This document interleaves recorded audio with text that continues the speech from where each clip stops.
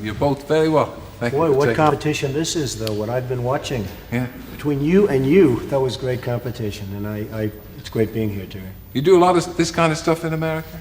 Quite a bit. I've been doing something for the book. The book has turned out so well, and we've been doing a little bit of a promotion for the book, as you perhaps It's called The Art of the Deal? The Art of the Deal. Now, the thing about that is, it's rather like tipsters in newspapers. I mean, if you start telling everybody how to make a good deal, everybody's going to make $3 billion like you. The book is and then costing you me a would no fortune. longer be exclusive. That's right. It's costing me a fortune, because everybody that I'm dealing with is going out and analyzing the book, and they have me figured out totally, of course. So, you know, it's been a lot of fun. It's been the #1 best-selling book in America for many, Really? many weeks, and it's been actually... And you need the money, of course. Absolutely. Well, the money goes to charity. The money from the book goes to charity. Oh, that's good. Now, you've always said that you don't get involved in business for the money. It's not the money. Well, it's the game, it's the hunt. I like doing it, and in this particular case, because the money's going to charity, I have an obligation, hence I'm here. Yeah. And your show is fabulous. Yeah, but the thing is, Donal, I think you can say this, I'm not doing it for the money, if you've got money already. But that's not something you can say. I mean, put aside the book, which you're doing for charity, but that's not something you can say if you haven't got any money. You've got to do it for the money, haven't you, when you start? I think that's right. I mean, I started out doing it perhaps for the money and for other things, but for the money. And now I'm just sort of at a point where I enjoy doing it so much. And maybe you get into a rut almost, but I really enjoy doing what I'm doing. Do you count your money ever? No, I don't count my money. You must do so. You say, now, I've got all that, and I got that, and I got that, and I got that, and I've got all that. No wonder he's so popular. Now I see why these ratings are so big. I would count it. Wouldn't you count it, Edna? Well, I don't. I have to admit, I'm in many ways very like Mr. Trump. There's one major difference. He knows what he owns, and you know, there are a lot of things I don't even know. I could own this network, but I'm not sure. It's just possible. Although I don't think the BBC could be privately owned. But I think it's a point that Mr. Trump is making there, if I may call you Donal. Absolutely. Thank you for asking me if I could call you Donal. But I do think love comes into it, and I don't think that's a word that's much bandied about, but I think if you are really enjoying your job, love is involved. And it's not love of money, it's love of the gift that Dame Nature has given you. And he has been given a gift, his wife, the gift of beauty. And brains, if I may say so, darling.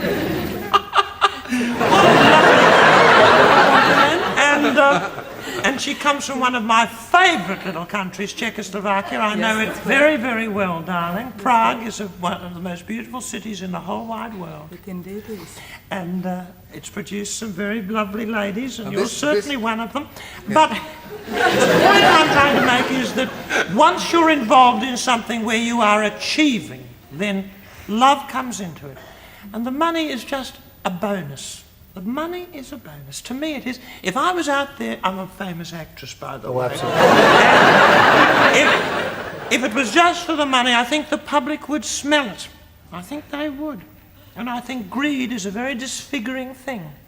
And I've seen greedy rich people and rich people who are not necessarily victims of that horrible, disfiguring vice. I think we have a lot in common, these little Trumps. I was going to ask this little Trump. You're an Olympic skier. I've been in training. I won my first ski race when I was about 6 years old, and I went through it. You met at the Olympic Games in Montreal. We did. During the summer. Yeah. Yes. Now tell me, obviously you're married for love, but did you quickly see in Ivana a business ability?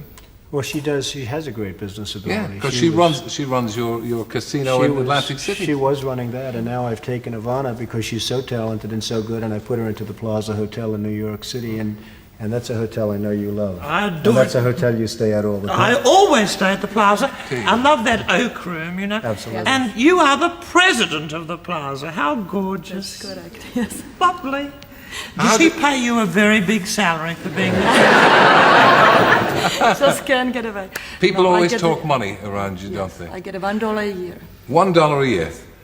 Do you have any other perks? It's all the dresses she can buy, and that costs me a lot of money. I didn't start it. That's a lousy deal I made. That's one of my bad deals that we don't Now, want are good deal makers born or are they made?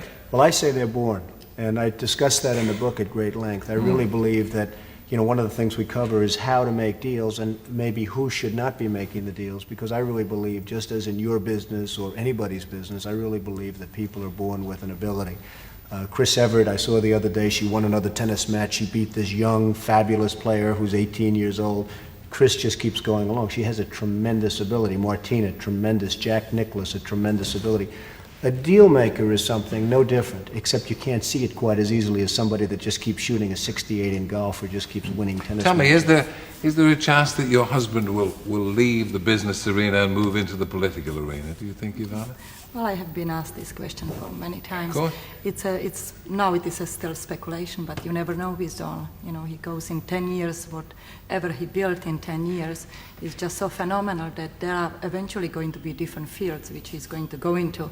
And I never say never, and it might be politics one day. You made a political statement recently. You publicized your political views, didn't you? Well, I hate to see what's happening to the United States. It's the great country, and I can't say the greatest country because I'll be in big trouble with this, but this is a great Don't country. forget Australia, You're right, Oh, great country. To cover that. The United States is being taken advantage of by Japan and so many other countries. I mean, it's really a shame, and I see what's happening in terms of our leadership, and they're just being outplayed and outsmarted by every country.